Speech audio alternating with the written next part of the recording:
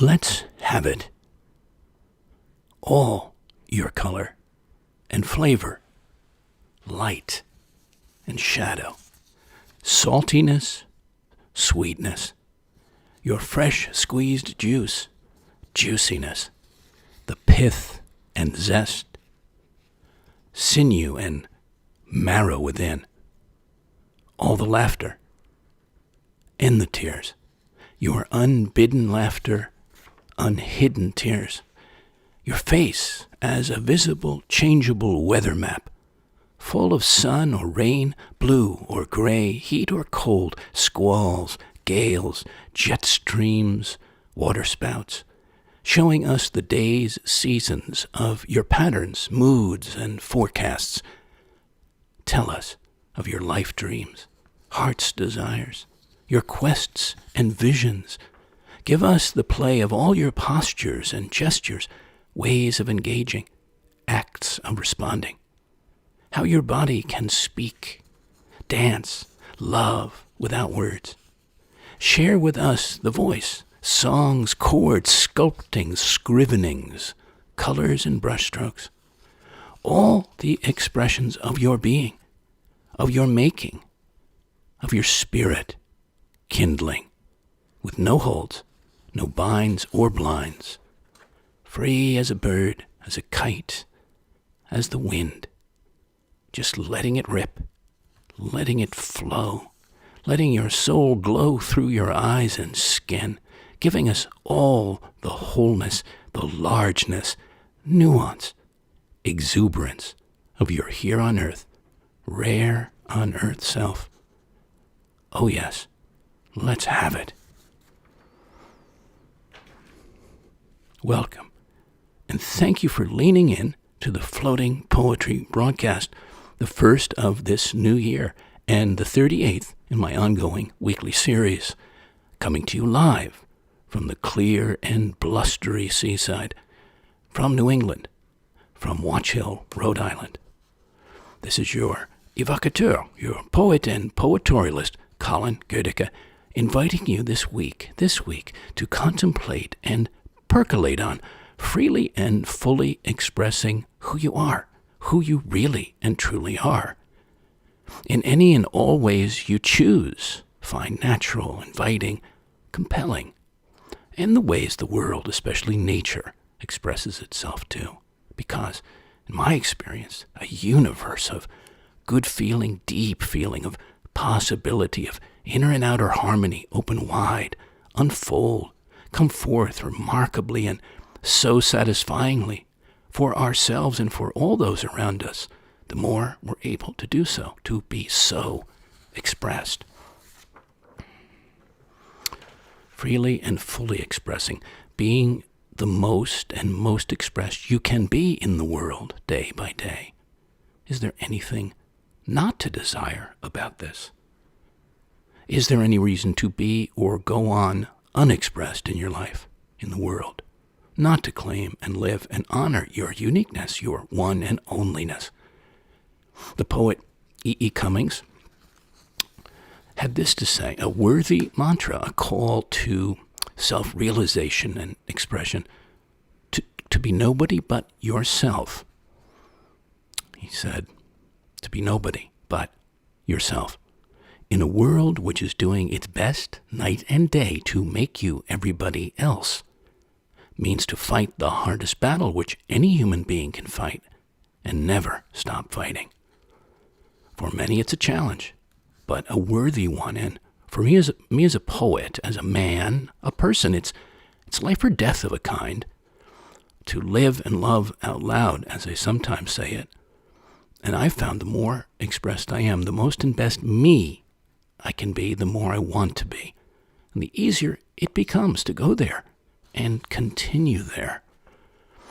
Just as I believe each life, yours, mine, our living can have a kind of poetry about it, I believe we each have so much expressiveness, often far more than we realize or give ourselves credit for, and a one-of-a-kind essence to express if and when we choose to, have the desire to, the courage to discover and or bring it all forth. So, let's glide into some of this expressive territory together, starting with a bit of a frolic.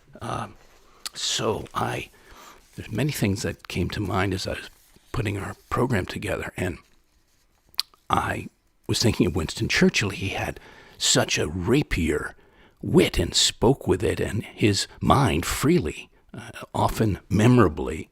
Here's a couple of the things he said at different times. This was when he was dealing with George Bernard Shaw, the playwright. And Shaw wrote to Churchill, as one of his plays was opening in London, "I'm enclosing 2 tickets to the first night of my new play. Bring a friend. ... if you have one." To which he received the reply from Churchill, "Cannot possibly attend first night. Will attend second, if there is one." It's rich. It's good. Famous ones that you probably heard him say. He said to one woman, Bessie Braddock, who said to him, "Winston, you are drunk," at a party. Churchill said, "Bessie, my dear, you are ugly, but tomorrow I shall be sober." To response to Lady Astor, who said to him, "Winston, if you were my husband, I would poison your coffee." He said, "Nancy, if you were my wife, I would drink it." I tell you, we need some Winstons around. Stir things up. How about stirrers like Groucho Marx of the Wild Marx Brothers? Here's some great lines of his. "Look at me. I worked my way up from nothing to a state of extreme poverty. One morning I shot an elephant in my pajamas. How he got into my pajamas, I'll never know. These are my principles, and if you don't like them, well, I have others. I intend to live forever or die trying." Of course, the famous one, "I refuse to join any club that would have me as a member." Well, that led me those quips and witticisms, and there were some Dorothy Parker ones too, but I just pulled out a few choice ones. Brought me to think about PC, political correctness. To me, it's, quote, PC is personality crippled. I don't think it's quite a good thing. I think diplomacy's fine, but candor's very important, and calling things what they actually are. Well, I don't know if you knew that Roberta Schaefer wrote this opinion piece, back in January of 2020 in the Worcester, Mass. Telegram.com. And she said the term first appeared in the Marxist-Leninist vocabulary following the Russian Revolution of 1917 to describe strict adherence to policies and principles of the Soviet Union's Communist Party. It was invented by them to camouflage the truth about events and policies in the Soviet Union that had resulted in mass murders, starvation of millions, and slave labor camps. So it was politically incorrect to reveal such facts. The party line was for all loyal party members to promote the same politically correct truths, quote. Well, of course, it's morphed, and she says that nowadays the reign of political correctness extends well beyond the academy into the domain of ordinary language in the name of not giving, quote, offense to selected groups. The number of offenses continues to grow, feeding on the successes of the PC censors. The, quote, woke person keeps up with the list of offenses and adds to them, hoping that by altering language, one can change beliefs and overcome all inconvenient facts. It's also become synonymous with an unwillingness to engage in discussion with those who are judged to hold un-PC views. And she says, carried to its extreme, it has the capacity to destroy Western culture entirely. And when we look at history, of course, we've been looking. I guess some people have been looking at it not happily, wanting to change things. But it says, by any standard of political correctness, Shakespeare is certainly un-PC. Taming of the Shrew promotes misogyny. Othello contains racist remarks. The Merchant of Venice contains an anti-Semitic strain. Even Kate Smith's classic rendition of God Bless America was dropped from the Yankee Stadium soundtrack because she sang what is now regarded as a racist tune at the age of 24 at the behest of a record company. Her concern here, the writer, is if the purity test continues to rule, well, then it's time to close the libraries, museums, concert halls, and especially the universities. The only way out of this dilemma is to push back against the tide. Well, pushing back against the tide brought me to some letters of note, and a passing salute to the brave speaker-uppers, letter writers in this case, who said it as it needed to be said, I suppose, to some replies to some gratuitous complainers of different kinds. So Shirley Jackson wrote a letter back in 1953 to a disappointed reader. Dear Mrs. White, if you don't like my peaches, don't shake my tree. Sincerely, Shirley Jackson. Jim Henson, to an angry viewer of The Cube, something he produced back in '69. Dear Mr. Dion, what the F are you talking about? Yours truly, Jim Henson. And last was the Attorney General of the U.S. at the time, 1976, Bill Baxley, writing to a white supremacist and wrote him, Dear, quote, Dr. Fields, my response to your letter of February 19, 1976 is kiss my ass. Well, there you have it. We can be straight up when we have to be.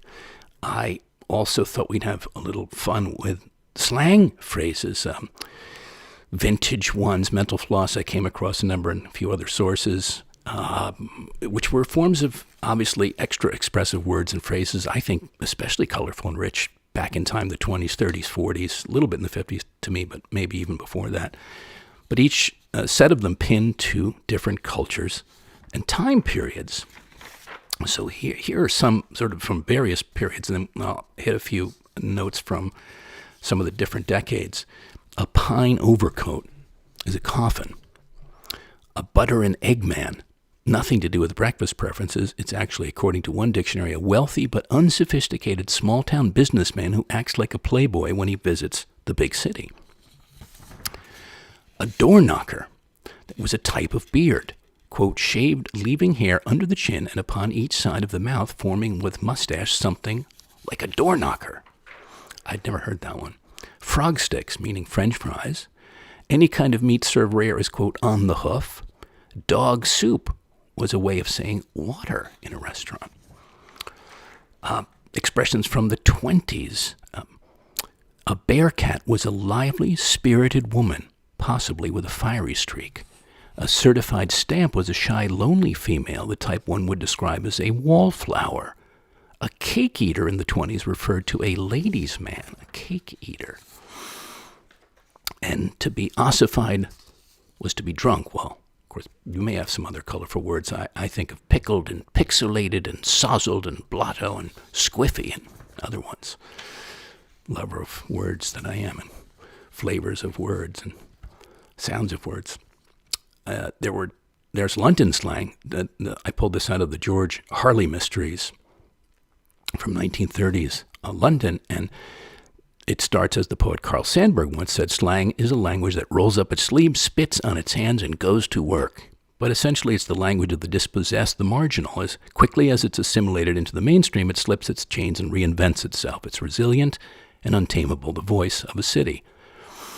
So these George Harley mystery books have characters speaking things that from Polish, Yiddish, rhyming slang, street argot. It's pretty rich. I'll give you a few from his glossary. Mooey referred to the mouth, a mooey. Off the cob was corny, something corny, unfashionable. A bolshi was a left-winger, socialist, or opponent of the status quo. Bona noche was good night. Cheese-it was to shut up. Put the Oliver on, to scam, from Oliver Twist and Dishonest Twist. A stone ginger, an absolute certainty. A stone ginger was a celebrated champion racehorse in New Zealand, and the meaning is emphasized by the use of stone to mean absolutely, like stone blind, stone cold sober. A tightener is a substantial meal and its effects on the stomach. A top-story man was a cat burglar.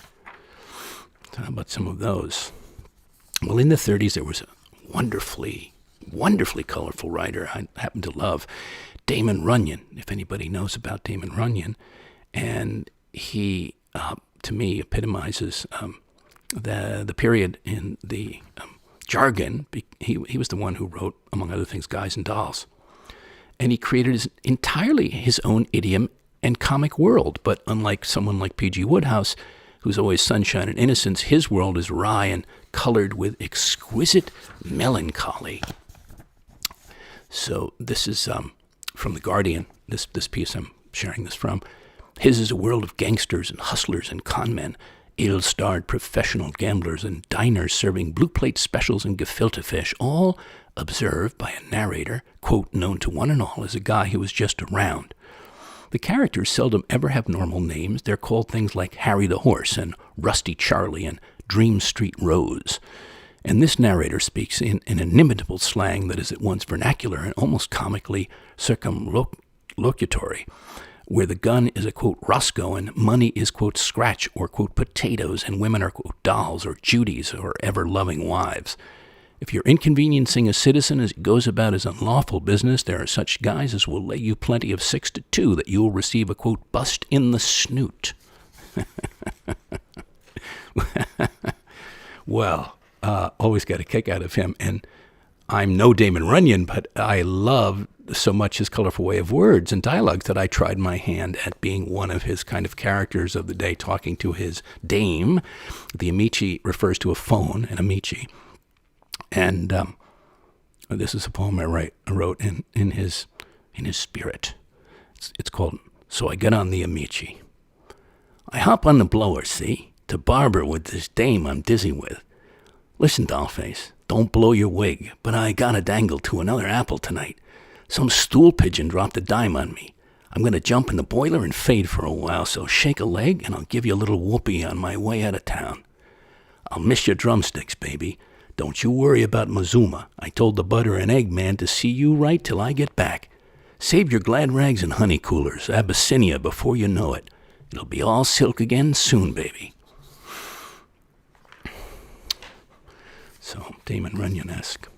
1940s slang. Well, that was when film noir was at its peak in the United States, and it was also a time of picking up the pieces after World War II, forging new ground in technology, science, and popular culture, end of the golden age of swing, and jazz as we know it today was slowly coming to the forefront. Old Blue Eyes Frank Sinatra ruled the airwaves. So here's some slang words and expressions. To cut a rug. Maybe you've heard that one. To dance. Holy mackerel. Exclamation of excitement. In cahoots. People who are conspiring together. Moxie. Courage or strong nerves. To take a powder. To leave. What's buzzin', cousin? How's it going? A dame, of course, a woman. A dreamboat. A very handsome man. A dreamboat. A ducky shincracker. Was a really good dancer. Rhubarb was an argument, squabble, or loud disagreement. Of rhubarb. And to snap your cap meant to get angry.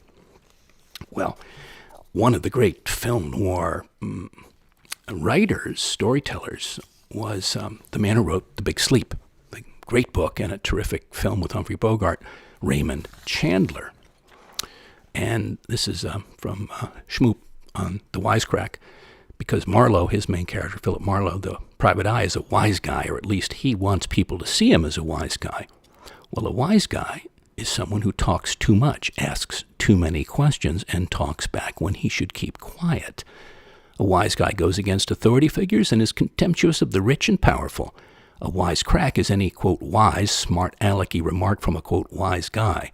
In Marlowe's case, his wisecracks also tend to be extremely witty and clever, and Marlowe uses his wit as a kind of weapon to expose people for what they really are. Definitely encourage you to see the film sometime. I'm sure it's streaming somewhere. So, just on that finished note with Chandler is the simile, because in addition to the wisecracks of the character, another device that he used, unique to his style, is the simile. They're usually exaggerated or overstated, and this is a defining aspect of Marlowe's voice as a narrator. So here's a few. The heat made me feel like a New England boiled dinner. She was as limp as a fresh-killed rabbit. I was as empty of life as a scarecrow's pockets. Thank you, Raymond Chandler. Well, I also love inventing words and coining words and phrases, and I didn't bring any of those with me tonight to read, maybe another time, but there were many words that came into my ears and memory as I thought of our program and they were things that my father-in-law and my father himself and others I knew used. And my father-in-love, because we were so wonderfully close, his name was Leonardo, known to some as Leonardo Tridanari. He would say cockamamie sometimes. And I remember asking him when he first said it, what is a cockamamie? And he said, oh, it's someone who's silly or ridiculous. Well, that apparently was first used in 1942 in the film Woman of the Year, the first movie that paired Spencer Tracy and Katharine Hepburn. He also once said crumb bum. And I said, don't you mean crumb bun, as in the pastries I remember getting as a kid at the Seaside Bakery we went to in the summer? He said, no, that means someone who's a crumb in a bum. Well, it was like Runyon-esque, a crumb bum. My father, Edward, or E.G. as some called him, he was dyslexic, and so he came up, I think, surely without knowing it, with so many concoctions of words, and I never corrected him because they were just too good. They were too much fun.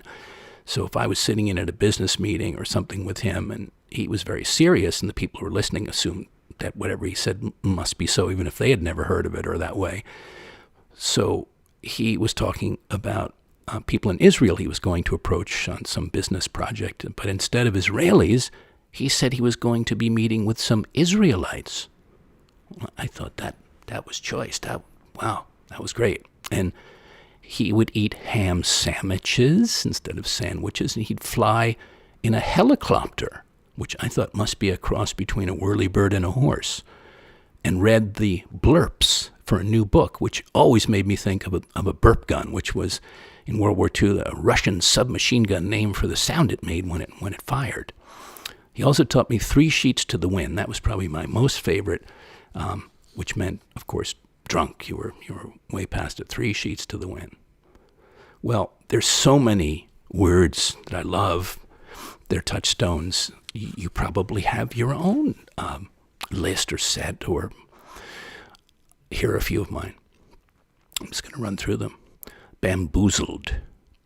Kerfuffle. That's a fuss in British language. Shenanigans. Aura. Aurora. Akimbo. Chiaroscuro. Alchemy. Anemone. Elixir. Luminous. Ethereal. Elliptical. Supine. Blithe. Nonchalant. Dalliance. Insouciance. Effervescence. Wabi-sabi. Succulent. Serenade. Reverie. Naturally, all of these things we're talking about have to do with language and variations of language. And from culturetrip.com, I was thinking, okay, what are some of the most beautiful languages out there, at least according to many? I'm agreeing with some of them. That Italian, probably for me, nothing sounds as lyrical as when it's said in Italian. It's all poetry to me, liquid, lovely. There's Arabic, whose most beautiful aspect may be its beautiful alphabet and the incredible calligraphy developed over centuries. Well, it's always been a highly venerated form of religious art there, and Arabic also has an impressive body of poetry. How about Wolof, W-O-L-O-F, spoken natively in a number of countries on the West African coast, including Senegal, Gambia, and Mauritania. Finnish. Well, when Tolkien created Quenya, or High Elvish, he had little real-life inspiration in the form of Finnish. A little bit, which, because it sounds unlike anything else in Europe with the possible exception of Estonian.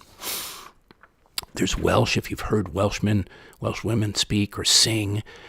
Dylan Thomas, think of him. Think of the opera singer Bryn Terfel, my favorite of all time, and the actor Richard Burton.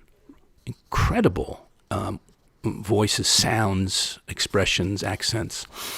And how about Cherokee, the native language of the Cherokee people? Bengali. Well, it's got a flowing sound. It's one, and that one of the world's greatest poets, Rabindranath Tagore, used to create his art. And it's something that the people fought for when they were being forced to go to Urdu, and they people lost their lives, but they took a stand, the students, and it's still around and spoken by 230 million people in India and Bangladesh. And of course, we have not least, our English, whose history is fairly unique among the world's major languages, if you haven't studied why that is so.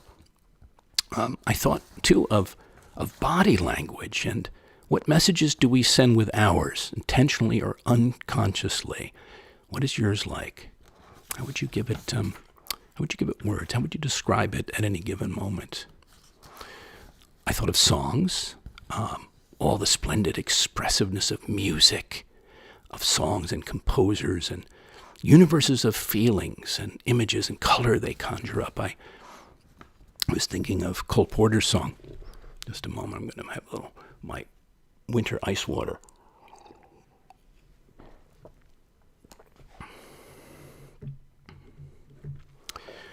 I was thinking of his songs are incredible, and they certainly last the test of time for me, and I think they always will. Great stories and lyrics and music and all of it. Well, and also a man of his times, which allows us sort of a time capsule into those times and people and landscapes and lifescapes. So, who knows, You're the Top. There's 7 verses in it. They're all great. And most people know, I think, 1 or 2 verses. And it begins this way. At words poetic, I'm so pathetic that I always have found it best, instead of getting 'em off my chest, to let 'em rest unexpressed. I hate paradin', my serenadin', as I'll probably miss a bar. But if this ditty is not so pretty, at least it'll tell you how great you are. And then it goes into, you're the top, you're the Colosseum, you're the top, you're the Louvre Museum, you're a melody from a symphony by Strauss, you're a Bendel bonnet, a Shakespeare sonnet, you're Mickey Mouse. And on through the Nile, the Tower of Pisa, the Mona Lisa, Mahatma Gandhi, Napoleon Brandy, the purple light of summer night in Spain, Garbo's salary, cellophane, Whistler's Mama, and O'Neill drama, your Camembert. It's just absolutely brilliant. If you don't know the song, take a look at the lyrics. You're the top. I think you'd like it. Lift your spirits up. So, song. How about speeches? I thought of 2. I thought of Martin Luther King's great speech, and I thought of JFK. Well, what's interesting about Martin Luther King is that on the day, as he was delivering his speech, Mahalia Jackson cried out to him, "Tell him about the dream, Martin." He abandoned his pre-prepared speech at that moment, took on the stance of a Baptist preacher, and delivered the most memorable part of the speech, I have a dream. How about that? And then JFK, his inaugural address, which was very very short and strong and conversational and invitational and maybe apropos for where we are right now too. Maybe he said then, in the long history of the world, only a few generations have been granted the role of defending freedom in its hour of maximum danger. I do not shrink from this responsibility. I welcome it. I do not believe that any of us would exchange places with any other people or any other generation. The energy, the faith, the devotion which we bring to this endeavor will light our country and all who serve it, and the glow from that fire can truly light the world. And so, my fellow Americans, ask not what your country can do for you. Ask what you can do for your country. My fellow citizens of the world, ask not what America will do for you, but what together we can do for the freedom of man. Finally, whether you are citizens of America or citizens of the world, ask of us here the same high standards of strength and sacrifice which we ask of you. With a good conscience, our only sure reward, with history the final judge of our deeds, let us go forth to lead the land we love, asking his blessing and his help, but knowing that here on earth God's work must truly be our own. Well, Thank you again, JFK, for that. There is a poet, playwright, and psychotherapist, or was, Paul Goodman. He died back in 1972, and he looked at life's different silences, which are expressive in their own way. And he said, not speaking and speaking are both human ways of being in the world, and there are kinds and grades of each. There is the dumb silence of slumber or apathy, the sober silence that goes with a solemn animal face, the fertile silence of awareness, pasturing the soul, whence emerge new thoughts, the alive silence of alert perception, ready to say, this, the musical silence that accompanies absorbed activity, the silence of listening to another speak, catching the drift and helping him or her be clear, the noisy silence of resentment and self-recrimination, loud and sub-vocal speech but sullen to say it, baffled silence, the silence of peaceful accord with other persons or communion with the cosmos. Here's my poem about what silence can reveal. It's called Be Still. It was written in the countryside a few years ago on an old Native American reservation. Be still, it's called. Be still. And listen to what the earth below your feet is singing, to the stories the young and old swaying trees are telling, to the conversations of the hawks and the herons, the whisperings of the planets and stars, the jubilations of the sun, the rain, the ocean waves. Be still and listen with your spirit's ear to everything of note that's here, already to be heard. Well, for me, very important to always pay homage to Mother Earth, to the Gaia, and be reverent in all ways I can to the earth, to nature, in word and deed. And Eve Ensler, the playwright, activist, V-Day founder, E-N-S-L-E-R, Eve Ensler, perhaps as close as brainpickings.org says here, as an artist can get to being a cultural superhero, redeemer of the unspeakable, voice of the unspoken, instrument not only of social change, but of that, quote, revelation in the heart, to borrow Leonard Cohen's lovely phrase, where all change begins. Lifts the blindfold in an extraordinary letter of apology to Mother Earth. She composed it as an addendum to her altogether magnificent book, The Apology. So I thought we'd give you the end of the whole letter. I press my bruised body down on your grassy belly, breathing in and out. I have missed you, Mother. I have been away so long. I'm sorry. I am so sorry. I am made of dirt and grit and stars and river, skin, bone, leaf, whiskers, and claws. I am a part of you, of this, nothing more or less. I am mycelium, petal, pistil, and stamen. I am branch and hive and trunk and stone. I am what has been here and what is coming. I am energy and I am dust. I am wave and I am wonder. I am an impulse and an order. I am perfumed peonies and the single parasol tree in the African savanna. I am lavender, dandelion, daisy, dahlia, cosmos, chrysanthemum, pansy, bleeding heart, and rose. I am all that has been named and unnamed, all that has been gathered and all that has been left alone. I am all your missing creatures, all the sweet birds never born. I am daughter, I am caretaker, I am fierce defender, I am griever, I am bandit, I am baby, I am supplicant, I am here now, Mother. I am yours, I am yours, I am yours. Eve Ensler.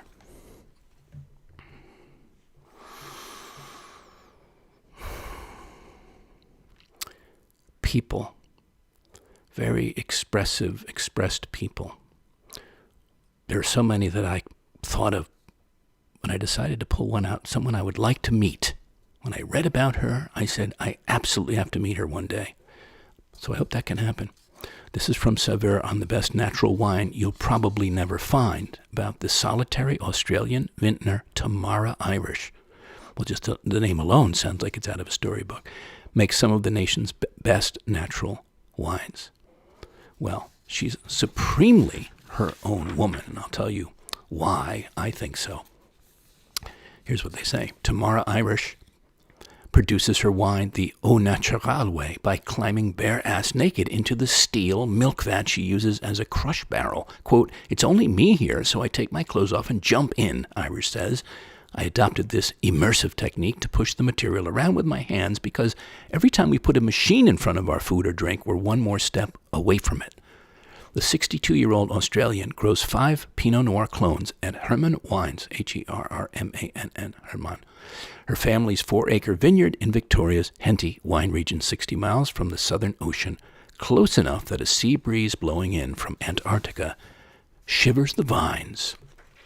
She also raises chickens, cures salami, plays the shakuhachi bamboo flute, and owns 7 vintage motorcycles, including a Harley-Davidson Softail Slim. When the vines are dormant in winter, Irish builds the fire higher, reads, and observes the moon. Quote, "Nothing interrupts our night sky," she says. "When the moon is full, the magpies carry on partying." Well, a salute to that lady out there in Australia. In written and spoken word, in imagery and song, in experiential shows and gesture, in living and being. My whole life these days, these last years especially, is all about the flow of expression. The freest and fullest and deepest, most poetic I can open to. For a time, I was visiting with my brother, and I used to go out to the woodland, and there was beautiful, my Walden Pond, I called it, was out there, Kitchell Pond, and there was a marvelous bench under an old river elm, and I sat by the bottom of the pond, and I called it the Poet's Bench for myself. And this poem was made there, the Poet's Bench. Poems are made here, in the sun, in the snow, on the wind, by the still and moving waters, seasons, wildlife of the pond, by a poet floating in the open air. Poems that open from the inside out are open to everything flowing outside in, their landscapes communing, with and without words, at a simple bench beside the woods.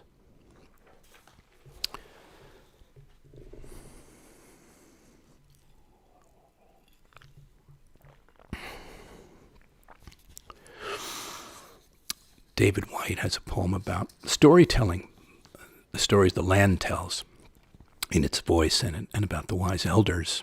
It's called The Shapes of the World. It's a beautiful poem. Thought you might like it. Stooped low on the beach, gathering firewood, round, bleached, and shaped by gracious weather, I find the eye of mythical totems, the shapes of fish and orcas' fins. My friend tends the fish, I tend the fire. Slowly the fish fries in its round black pan. Beneath the innumerable shapes of other fish salted by many years, burn blue and red and yellow. Our 2 kayaks are turned on a gravel beach, steel-gray light on their upturned bows, while wood smoke drifts out beyond them, smudging the islands, guarding the cove. Through those small islands we coasted, skirting the wild weather, chasing our sterns, and I remember that as we struck gravel, felt the shape of things to come. It was as if I remembered how all things fit one to another, and the sound of gravel was the sound of home, and at the place where water meets land, I could meet all things. On the cold beach, we made a nest, a tent shadowed by trees, a small fire, a place to sit. The pure silence of honest work, twigs cracking in the moist air. Above us, the young eagle circled, seeking a glimmer in the sea. The waves murmured on the beach, the gravel's voice rising and falling. When we find a home like this, it must be that the old ones come by. Join us on the rough log seats, throw their arms around our shoulders, speak lovingly of the eagle, laugh between mouthfuls of fish.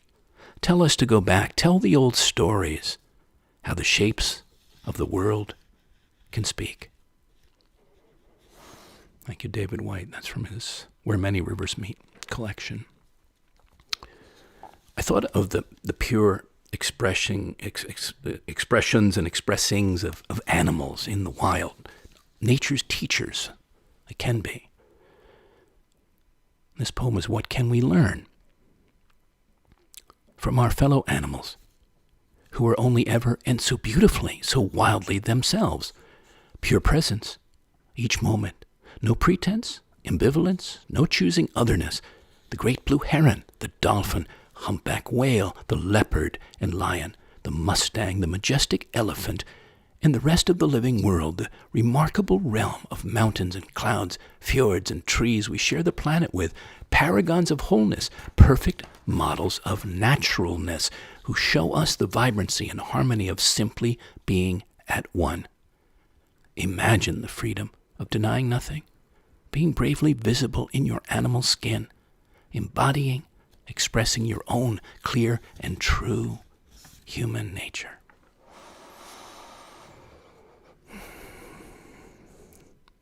Sort of White-like in his story about the simple beauties of nature are so many glorious expressions, expressiveness all around us, both grandly and humbly.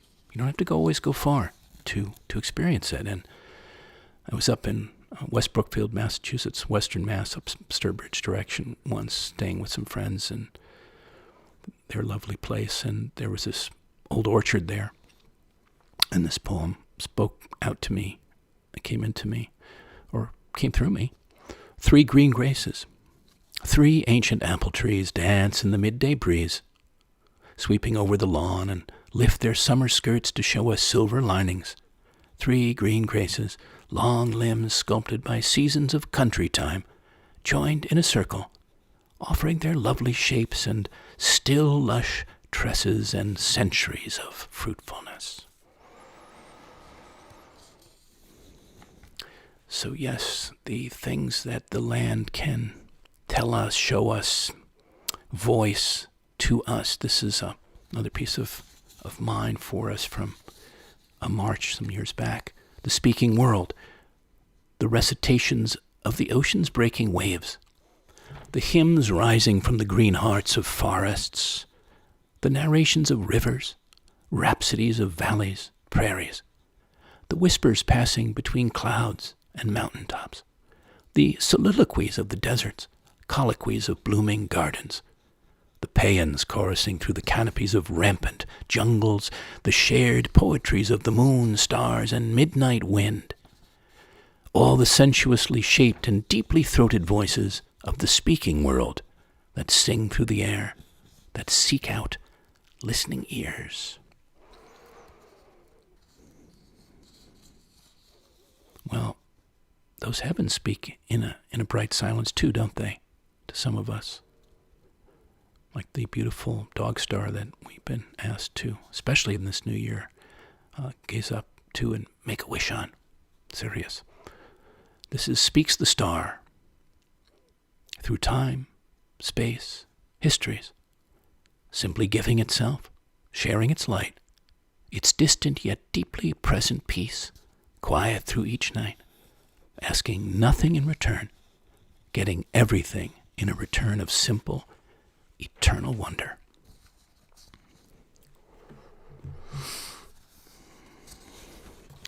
I have a poem that I was going to read us about how a place, a living place, a man-made place can speak to us, but we're coming into the last pieces, so I'm going to save that for another time. And so we stay in a good frame here. But I'll read you a small one apropos of that, and it's the experience of a dwelling that often has things to say wherever you are. It's called Listen. Listen. If you can hear an empty house, dark, in a field weathered by seasons, telling stories of people you recognize, and you can breathe their quiet air, you know them all. Also from Brain Pickings, which I love going to. It's such a wonderful, illuminating source and leads me to many great ideas and things to read. This is musician Ben Folds' memoir, part of it, A Dream About Lightning Bugs, it's called. And it was about his pursuit of luminosity, the impulse to share that light with others. And he wrote this: as we speed past moments in a day, we want to give form to what we feel, what was obvious but got lost in the shuffle. We want to know that someone else noticed that shape we suspected was hovering just beyond our periphery, And we want that shape, that flicker of shared life experience captured in a bottle, playing up on a big screen, gracing our living room wall, or singing to us from a speaker.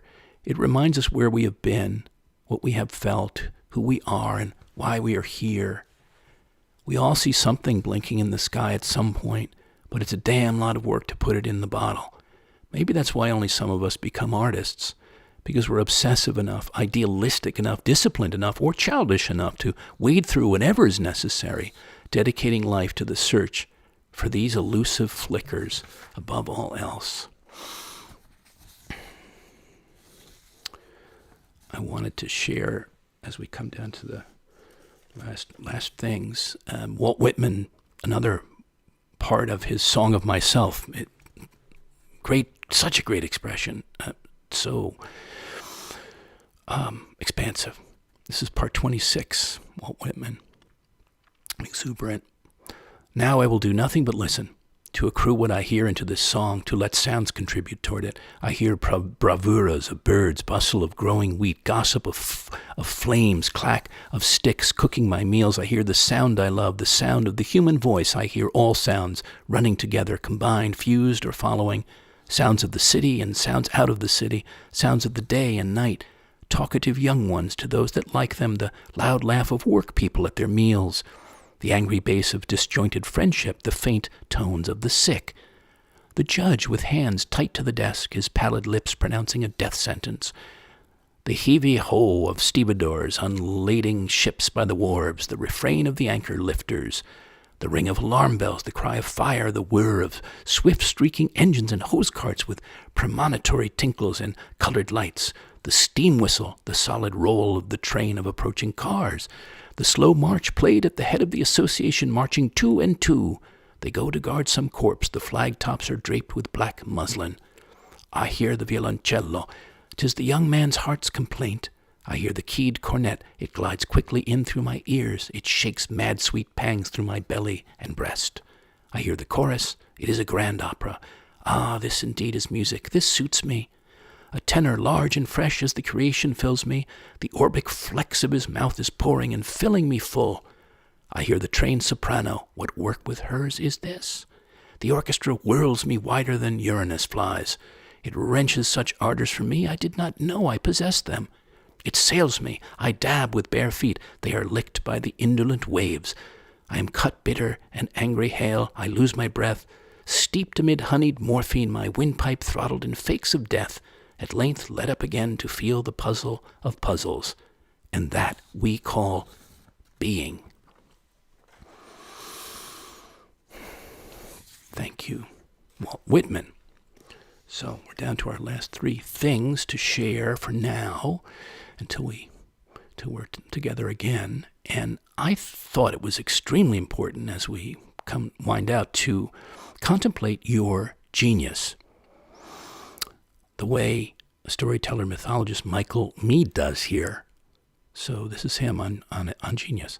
The original idea of genius refers to the natural spirit and inner qualities of a person. This includes God-given talents as well as the way we are each aimed at life. In that sense, everyone has a genius nature and something essential to give to the world. However, when neglected or rejected, our natural genius can incite our worst inner demons. In times of change, just as in periods of personal crisis, there can be intensification and an acceleration of calling. The inner genius is what our, quote, calling calls forth as it tries to become known throughout our life. Whether younger or older, our job is to answer the call and risk our unique destiny, for enduring happiness requires that we awaken to the inner spirit that brought us to life in the first place. And one other piece of that, which is in his inspiring book, The Genius Myth. He says, in order to understand the conditions we are in, we must place ourselves not in the mainstream of life, but in the timeless stream of myth. As the fabric of life loosens, the veil between this world of hard facts and the other world of great imagination also becomes thinner and more permeable. Just as time seems to be running out, timeless things try to slip back into human awareness. Thank you, Michael Meade. He's Mosaic Voices is his site, and he's got podcasts and wonderful articles, essays that he writes. I encourage you to explore those. So, next to last is I was re-looking at Jean Houston's book, The Wizard of Us, Transformational Lessons from Oz. So she uses that as a metaphor. And Deepak Chopra wrote a wonderful foreword in there. So if you don't know about the book, The Wizard of Us, great read, inspiring. So she writes in this one chapter, we each have unlimited access to that part of us that is the great friend inside who oversees, guides, and loves us.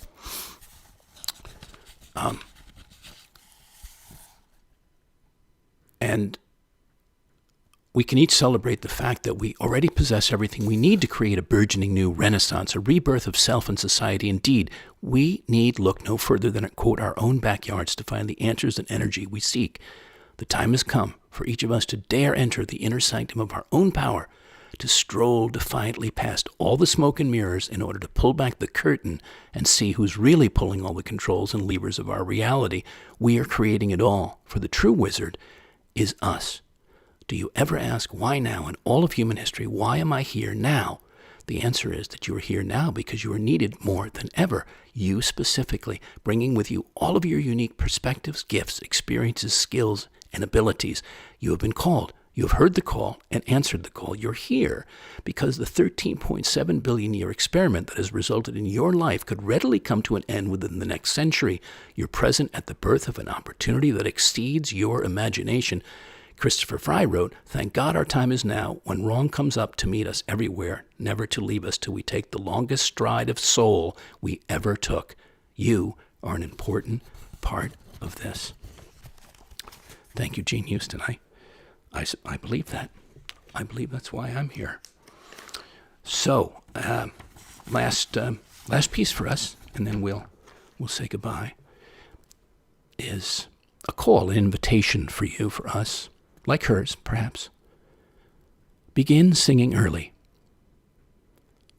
Be the first bird at the first light of your day to fill the silence with song, with your song, with the hymn of your heart, the music of your mind, the melody of your body, with a singular song, one that comes from the mouth of your soul, comes early and daily when you let nature, your nature, have its open, wide way.